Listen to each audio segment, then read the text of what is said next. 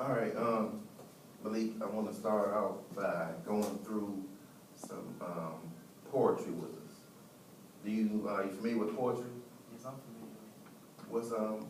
What is poetry? What is it used for? Just in your opinion. But to me, poetry, like, it's supposed to clear your mind. You can rhyme, you can rap. You just put your imagination on this page. Okay, I'm gonna give you a poem to look at real quick. I want you to read that the best you can, loudly as you can. If you can keep your head when off without arguing there and blaming it on you, if you can trust yourself with all men without you, but make allowance for their doubt too. If you can't wait and not be tried by waiting or be lied about, don't lie, don't deal in lie. Or being hated, don't give up to hating. And yet don't look too good or not.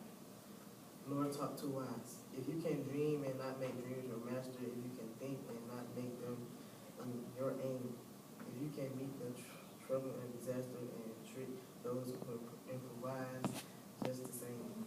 If you can't bear to hear the truth you spoken, twisted by knives to make a trap by fools, or watch the things you give your life to work, a step or build them up with words or tools. You can make a heap of your winning and risk on turn and pack to toss, a loss and start again in the beginning and never breathe a word about your loss. If you can force your heart and nerves and swing to serve your turn alone after they are gone, and so hold on when there is nothing in you except the will which is say them to hold on. If you can talk the crowds and keep your virtue and walk the king's nor lose and come in touch, if neither foes nor loving friends can hurt you, if all men count on you but none to touch, if you can feel the unforgiving minute with 60 seconds worth of this distance run, yours in the earth and everything that is in it and which more you get man by son. Good job. That's one of my favorite poems called "If" by Rudyard Kipling, and it's a poem about manhood, becoming a man. Everything in life, you overcome obstacles. You're forced with burdens. You can walk with kings and still act a common person. All those things add up to you being a man. What did you get when you saw that poem? I got is you can have confidence and still be yourself and take pride in with everything that you do. Okay, that's mainly what it's about. It's a very good job. I always like to use poetry in reading because, like a lot of rhyming words, most times it's easy to comprehend, and the way that it rhymes, it kind of stick with you, and you remember it more than you would doing or reading a regular book or something. So a poem, I always advise my reading students to look at poems or, like you said, or rap, because they rhyme and it's easy for you to stick to you. All right, let's move on. I want to take a look at a quick story I want you to read for me. It's called The Life of the Nile. Now, just take your time, no rush. It's one-page reading. Just read it at your pace, and I'll follow along with you. Before you get started, let me ask you a couple questions. What normally happens when there's a flood? When it's a flood, a lot of things get damaged. It be a disaster, and most times plants die, and it be a whole lot of water. All right.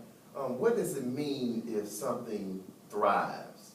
If something thrives, that means like it's a new beginning, or you start over from where you originated from.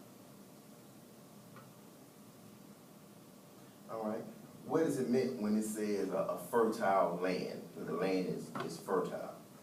The land is fertile, it means that you like producing or overcome producing a variety of crops. Okay. All right. What is a harvest? Harvest is a period of gathering of crops. Okay. It's good. It's good. All right.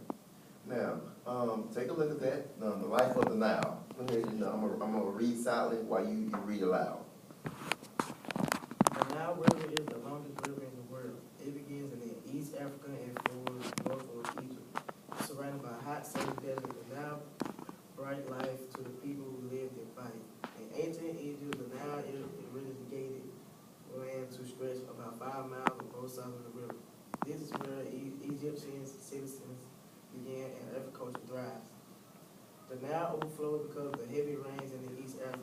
People living near the Nile planted seeds after the floods and harvested in the late summer. They call this area black land because the land is very fertile. Wheat and barley were the most important crops of ancient Egypt. Purpurus were another rare crop. The Egyptians used its stems to make paper. The paper making process involved cutting the stems from the plant stem and pressing them together. When the pressing strip dried to produce a smooth surface, purpurus become widely used for recording keeping. The Nile was also a means of transporting goods. However, the geography of the Nile caused for some roadblocks for travelers. 6 characteristics of waterfall break up the flow of the Nile. The characteristics made it possible to sail such south to East Africa without taking a boat out the water or carrying it. Because the river moved from south to north, a boat also needed to move. The Nile gave the Egyptians many gifts, but it also caused problems.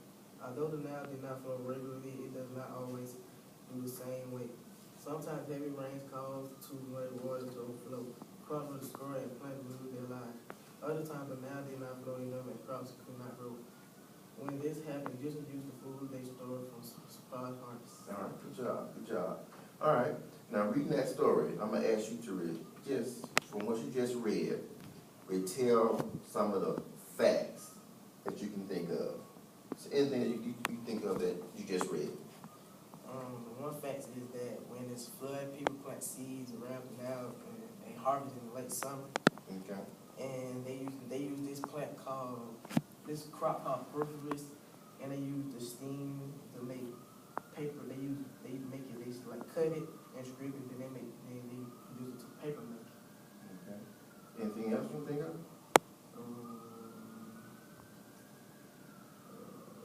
The river is surrounded by hot and sandy deserts. Okay. What do you think the main idea was of this reading? The main idea is how the Nile River is the longest river in the world, and what happens around the river, and what the people do to grow crops, and what they do when it floods around. I'm going to ask you a couple of questions.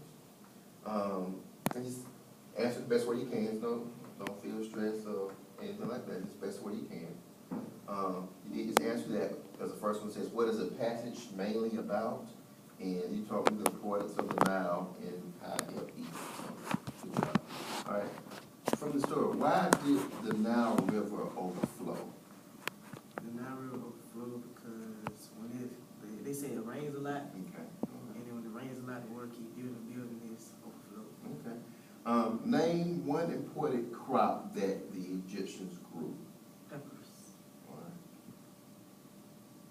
Okay. How do we know that ancient Egypt were a literate people? That is, they could read and write. When you refer back to the story, they ancient Egypt use the plant, Okay. and when they use the plant, they produce many things like paper, Okay. and they use to produce things. Okay, good job. Why did the Egyptians store surplus food? They stored the food because when it started raining, it overflowed, and the overflowing caused the crops to die, and they couldn't survive. What is another word for waterfall? If you remember, that's what. A little Sakachi. Okay. A cataract. Cataract. Cataract. Right. That's all. Okay, good job. All right. In what direction did the Nile flow? Northward into Egypt. Okay. So north to south or south to north? North to south.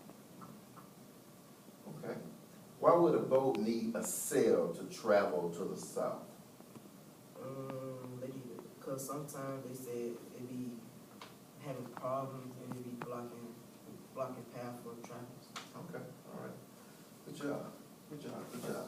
Quickly, keep going. I want to do a quick word association thing for me, really fast. What I want you to do is read the couple rows of words for you. All right, I want you to start with this word and just tell me what it is all the way down. The meaning? No, I mean, just read that particular word for me.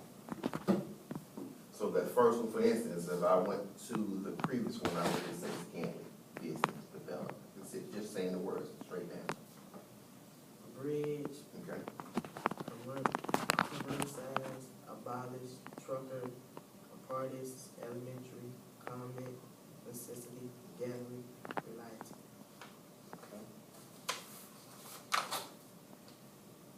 Amber, domain, sun-dry, capillary, imperative, blight, risk, emulate, valid, consent, caprices, limitation, pretext, intergue, delusion, emulate, assent, acquired, binocular, embankment. All right, good job. That's really good. Now, what I want you to do is do another quick story. This one was a little, just a short one called Building Pyramids. All right, for this one, I want you to take your time a little more than you did last one. Read this a little slower for me, and let's see how well you get the that one. Okay? So just take your time. Start off by reading the title. When I want you to read, start by reading the title. Then relax a little bit. Just take your time. Each one of those, you see at the end, it has a stop at the end. Take a little pause after each one of those. Okay? Before you begin, what are pyramids? Pyramids are ancient triangle Okay. there's Okay. that people live in. All right. What is a pharaoh?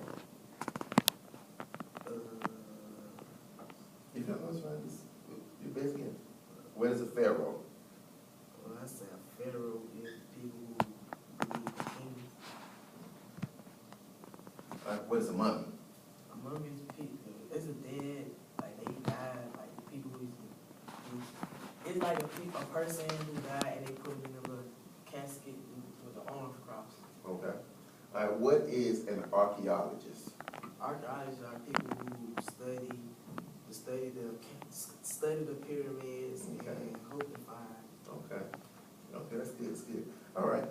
All right. Let's go ahead and start reading. Start with the paragraph, and then start with the title, and then read each paragraph. Take stop it wherever it tells you to stop. Okay. Building pyramids. Ancient Indian kings are best known for the huge structure they built called pyramids. These large stone buildings served as houses of tombs for the dead. But Egyptians believed that kings had tombs remained God even after death, and the pyramids were the places kings were built with their possessions. The Egyptians thought the kings put their possessions with them to the afterlife or the life they continued after death. Okay. After that, when you read that, what ran across the word Pharaoh again? The Egyptian. On Miss Turner? Yes, ma'am. Hey, do you have the Norris? No, I don't. All right, thank you. The Egyptians believed that Pharaoh remained gods even after death. All right. Pharaoh, when you read that, would Pharaoh, you think Pharaoh would be a king or the leader of that particular society? Yeah, I think it'd be a leader. Be a king, okay. The kings were buried with their possessions. What are possessions? Possession is something that you have. So what kind of possessions you think the king would have? King he have what they could do. He tell like he's the controller. So Okay. he tell what they do and not do. Okay. And what kind of possessions do you think he would take? He would have